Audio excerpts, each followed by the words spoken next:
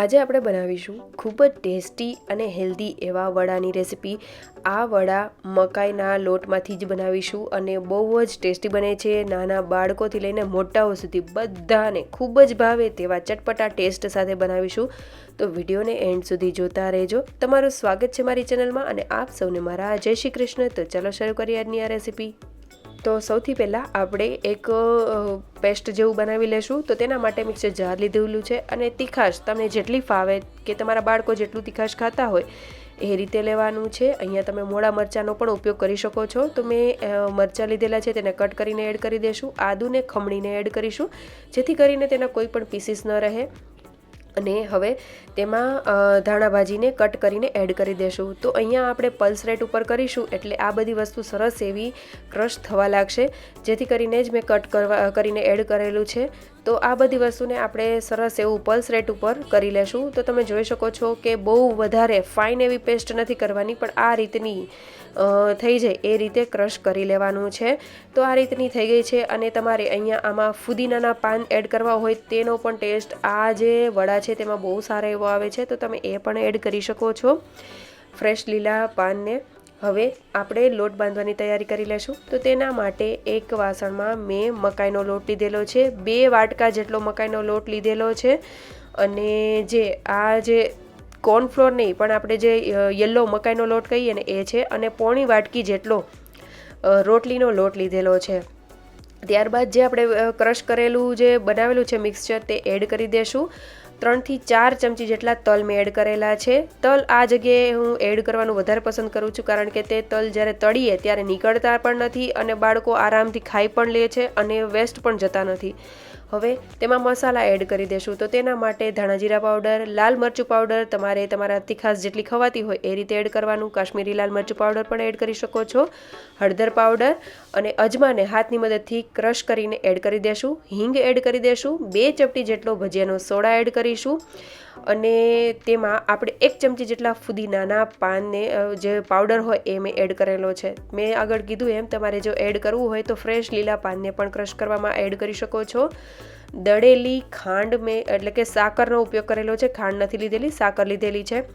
તો એ એડ કરી દેશું। સ્વાદ પ્રમાણે મીઠું અને 1/4 કપ જેટલું આશરે મેં દહીં લીધેલું છે અને અહીંયા તમે ખાટા દહીંનો ઉપયોગ કરવો હોય તો પણ કરી શકો છો। મેં નોર્મલ એવું દહીં લીધેલું છે, બહુ ખાટું નથી। હવે મોણ સારા એવા પ્રમાણમાં એડ કરીશું, અતિશય નહીં પણ 2 ટેબલ સ્પૂન જેટલું આપણે એશરે એડ કરી દેશું અને ખટાશ માટે મેં લીંબુનો ઉપયોગ કરેલો છે। તો તેનાથી બહુ સરસ એવો ટેસ્ટ આવશે અને કલર માટે મેં પાછળથી કાશ્મીરી લાલ મરચું પાવડર એડ કરેલો છે જેનાથી કોઈ તીખાશ નહીં આવે પણ કલર આવશે। તો આ અને કાળા મરીનો પાવડર પણ મેં એડ કરેલો છે, હું તમને અગાઉ કહેતા ભૂલી ગઈ હતી। હવે આપણે બધી વસ્તુને સૌથી પહેલાં મિક્સ કરી લેશું અને તેને આપણે પાણી એડ કરતા જઈને સરસ એવો લોટ બાંધીને તૈયાર કરી લેશું। આ લોટને બહુ કઠણ બાંધવાની જરૂર નથી, મીડિયમ એવો લોટ આપણે બાંધીને તૈયાર કરી લેશું। તો તમે જોઈ શકો છો મેં કઈ રીતનો લોટ બાંધ્યો છે। તો તમે જોઈ શકો છો કે સાઈડમાંથી જે મકાઈનો લોટ હોય છે તે તેમાંથી આ રીતનું થતું જાય છે એટલે કોઈ ટેન્શન લેવાની જરૂર નથી। આ રીતે લોટ બાંધીને તૈયાર કરી લેશું। થોડુંક તેલ એડ કરીને આપણે તેને કૂણવી લેશું। તો હવે તેમાંથી એક નાનો લુવો લેશું, તેને ગોળ વાળી લેશું અને તેને થોડું એવું તલમાં આ રીતે પ્રેસ કરી દેશું અને હાથની મદદથી આ રીતે થેપલી એવી કરી લેશું। અહીંયા બહુ પતલી એવી થેપલી ન કરવી જેથી કરીને જ્યારે તે તળાશે તો વધારે કડક થઈ જશે અને જો આ રીતે થેપલી કરતા હશો તો સાઈડમાંથી તે ક્રેક પણ થશે કારણ કે આ મકાઈનો લોટ છે એટલા માટે। તો આ રીતે આપણે કરી લેશું અને જો તમારે એવું હોય કે જે સાઈડમાંથી એજીસ જે છે તે ફાટી જાય એવી ન રાખવી હોય તો તમે આ રીતે પણ કરી શકો છો। તો તેના માટે આપણે એક મોટો એવો લુવો લેશું અને રોટલીનો લોટ છાંટીને બંને સાઈડ અને આ રીતે સરસ એવો વણીને તૈયાર કરી લેશું। જેટલી થિકનેસ રાખવી હોય એટલી તમે કરી શકો છો પણ થોડો જાડો રાખો જેથી કરીને તે તળાયા પછી કડક ન લાગે, નહીંતર ખાવામાં વધારે કડક લાગે છે। એટલે થોડો એવો ભૈરો હોય એ રીતે રાખવાનો, મતલબ થોડોક જાડો એવો રાખો, અતિશય જાડો પણ ન રાખો। તો હવે આ રીતે આપણે વણીને તૈયાર કરી લીધા પછી મેં ઉપરથી આ રીતે સફેદ તલ સ્પ્રિંકલ કરેલા છે અને વેલણ 1-2 ફેરવી દીધેલા છે અને આ રીતની મારી પાસે જે પ્યાલી છે તેનો એજીસ એકદમ શાર્પ છે એટલે કે ધારવાળી છે। તો તેનાથી આપણે આ રીતે એક સરખી એવી બધા વડા તૈયાર કરી લેશું। આ રીતમાં એવું થાય કે તેની એજીસ જે છે તે જરા પણ ફાટશે નહીં અને એક સરખા જ દેખાવમાં બહુ સરસ એવા દેખાય છે આ વડા. તો આ રીતે પણ તમે કરી શકો છો. અને ત્રીજી રીત એ છે કે જો તમે આ રીતે કરવું હોય તો પણ કરી શકો છો. નાના નાના લુવા કરી લેવાના, ગોળ એવા વાળીને આ રીતે ચપટા એવા કરી લેશું અને ત્યારબાદ થોડો થોડો લોટ છાંટીને આપણે આ રીતે વણતા જશું. તો તમને જે રીતે ફાવે એ રીતે કરી શકો છો. માત્ર 2 વેલણ ફેરવશો એટલે સરસ એવું તે થઈ જશે. બહુ વધારે પતલા કરવાની જરૂર નથી. અને એક વાતનું ખાસ ધ્યાન રાખવું કે તે નીચે ચોટી ન જાય. તમે જોઈ શકો છો કે આ રીતે વણવામાં તે થોડું એવું ચોટે છે, તો નીચે થોડો લોટ છાંટી દેવો.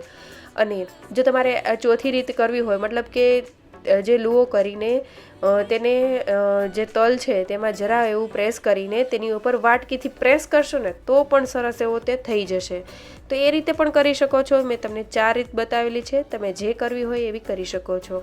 સાઈડમાં મેં તેલ ગરમ કરવા માટે મૂકી દીધેલું હતું. તેલ સરસ એવું ગરમ થઈ જાય એટલે આપણે મીડિયમ ફ્લેમ ઉપર આ જે વડા છે તેને આપણે એડ કરી દઈશું. અહીંયા બહુ હાઈ ફ્લેમ રાખવાની જરૂર નથી.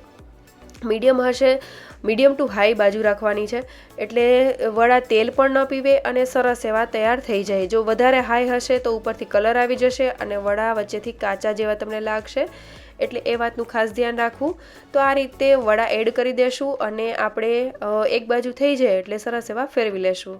તો તમે જોઈ શકો છો કે ઉપરથી જે આપણે તલ એડ કરીએ ને તે તેલમાં તમે જોઈ શકો છો કે બહાર નીકળી જવા કરે છે. તો અંદર જો આપણે તલ એડ કરેલા હોય ને લોટ બાંધતા વખતે તો તે નીકળવાનો પણ પ્રશ્ન નથી રહેતો અને ખાવામાં ટેસ્ટી પણ લાગે છે અને હેલ્થ બેનિફિટ પણ મળે અને બાળકો ખાઈ પણ લે.